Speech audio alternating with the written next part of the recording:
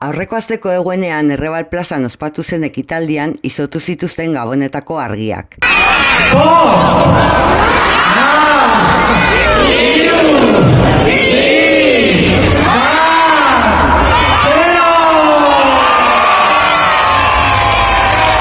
Eibarko Kolgazteak eta Sofia Matxine Eibartarrak abestuta gero, txokolatea eta oparia banatu zituzten aurren artean.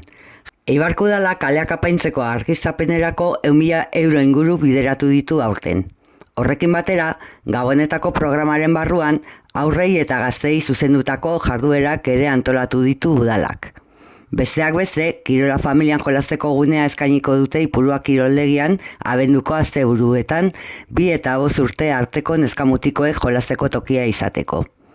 Indianokoa gaztelekoan, sukaldaritza eta eskulan ikastaroak emango dira abenduaren 20 eta 21. Robotikarekin eta bideojokoekin lotutako jarduerak ere egingo dira. Eta oporrak hasten direnean, Astelena Gabonetako aurparkea jarriko da martxan 2-12 urte bitarteko umeentzat.